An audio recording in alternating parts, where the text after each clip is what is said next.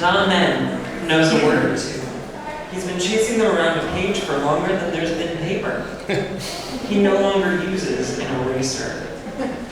He chooses instead delete, though some say not enough. He has edited Guitar Player and Multimedia World, freelanced for Harper's San Francisco magazine, the San Jose Mercury News. I feel like I'm getting the theme. Is this better? You're good? San Jose Mercury News, the San Francisco Chronicle, etc. Wrote liner notes for Jimi Hendrix and Frank Zappa. Edited numerous books, published poetry and fiction, helped launch several award-winning periodicals. A big deal, has been, used to be, rising from the barbecue pit ashes, the vegan skewer.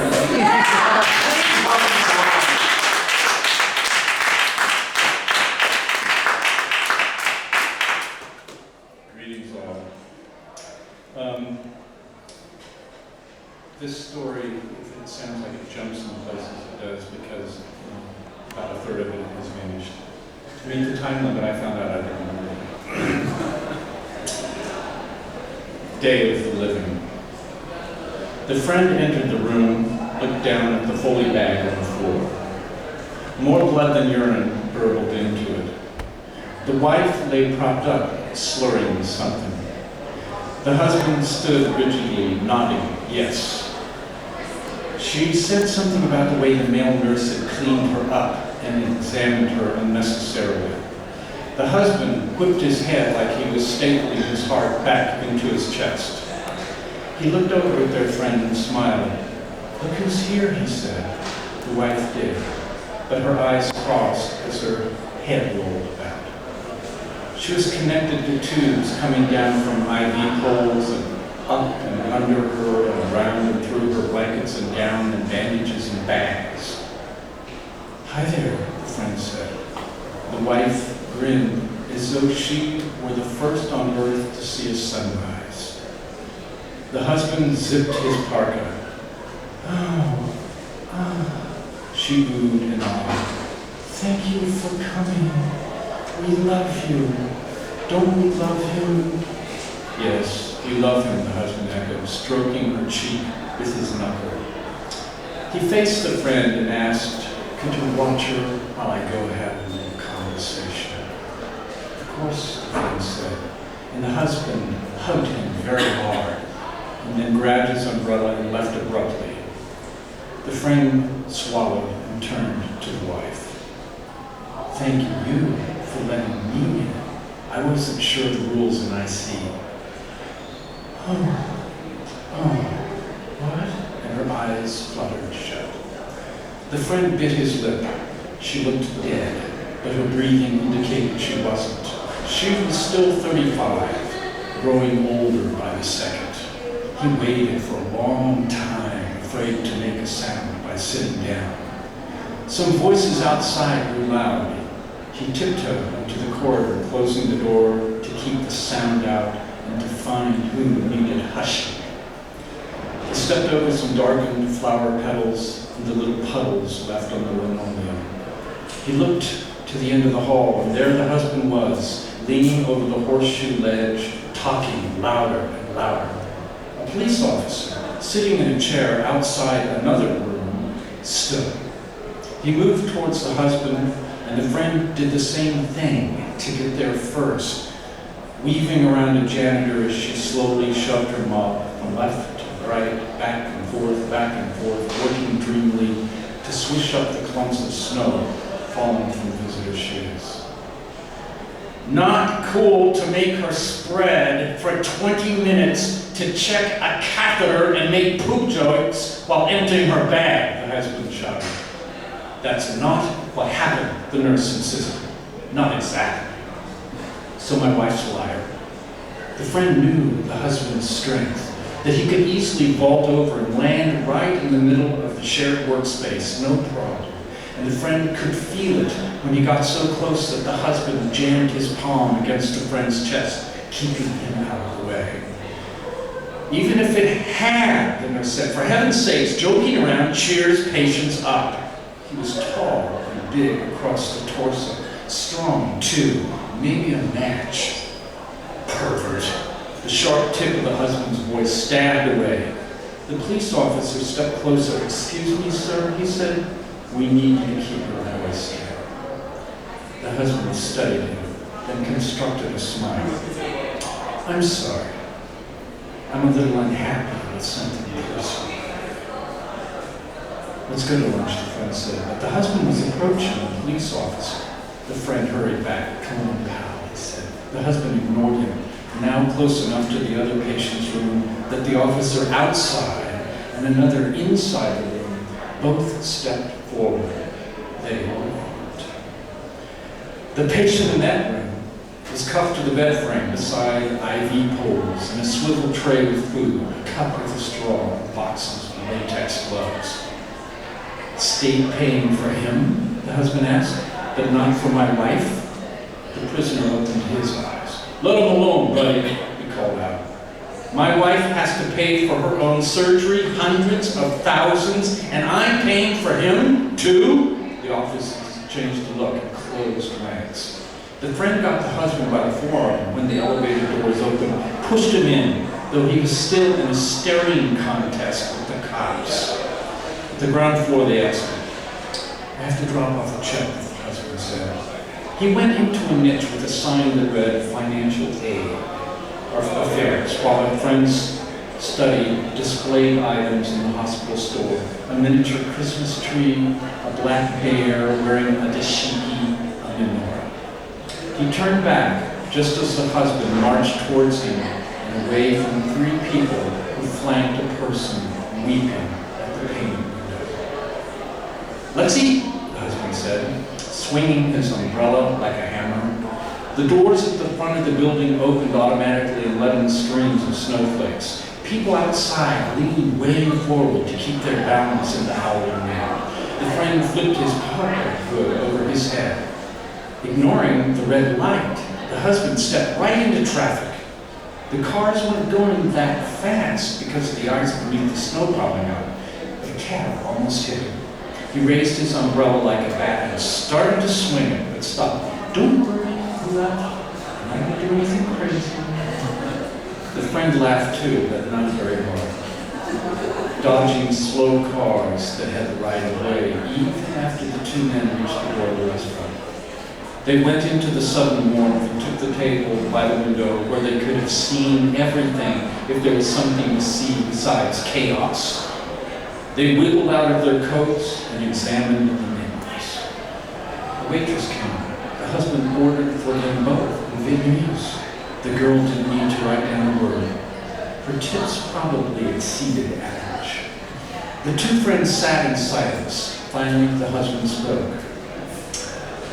"When we got the CT and PET scans back, I thought, okay, here we are again.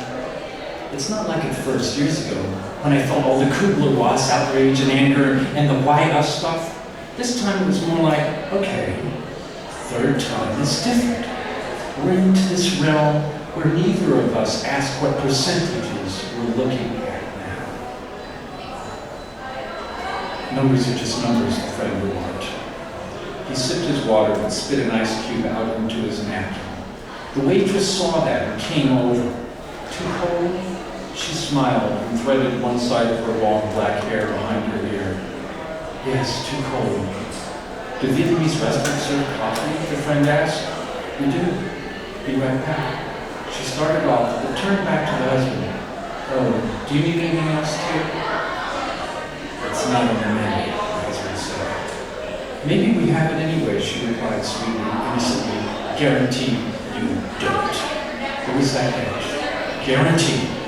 The waitress looked at the friend, shrugged a little smile, and walked away. The husband continued. "I asked her later, after the doctors told us what they were doing, thinking of doing, if we should get a second opinion. And she went ballistic. All I was wondering was what was the point if it wasn't going to help that much?" "Oh," the friend said, nibbling on some appetizer, nuts and grains and kernels, little crackers. "I shouldn't have said cost-benefit analysis." "Who knows," the friend said. The waitress brought the coffee in a glass, tall and slender like her. She turned it so his left finger would go in the loop. I noticed you were eating left-handed, she smiled. So I was, the friend said. And he inhaled a thin wisp of steam. The husband peered out the window, the muscles in his cheek twitching a little. He looked back at the friend. She said if it wasn't going to work, she'd take a pile of pills. The waitress brought them salads with tufts of curly red strands of something intertwined with weird orange threads among the greenery. She also set down the main dishes. The husband picked up his fork and dug into something that smelled like curry, but in a crusty shell. The friend's place was littered with rectangular shapes in peanut sauce on top of something that looked close to brown rice, but wasn't. How's everything? The friend smiled up at her. Fine, wonderful, he said. Just let me know if you need anything else. She felt the side of the friend's glass. I'll warm this up in a minute. And she walked away.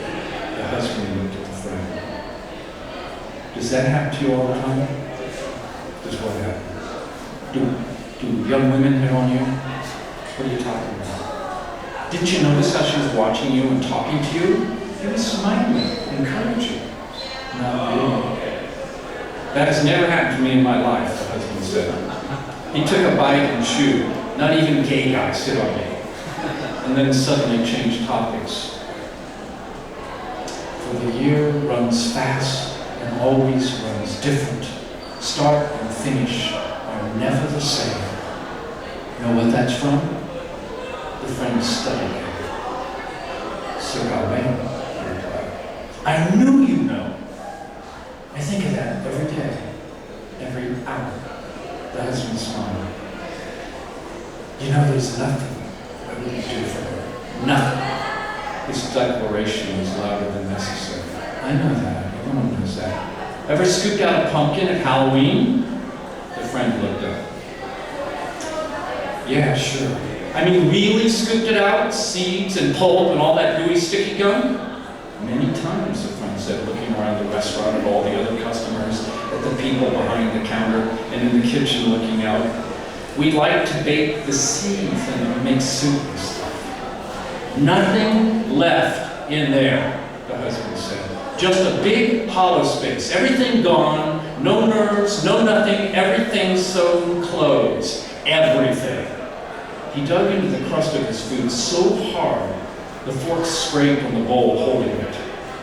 The friend stared down at his plate. He closed his eyes. He slid his hands quickly down both sides of his face, from hairline to jaw. He wiped his napkin under his eyes and across his cheeks.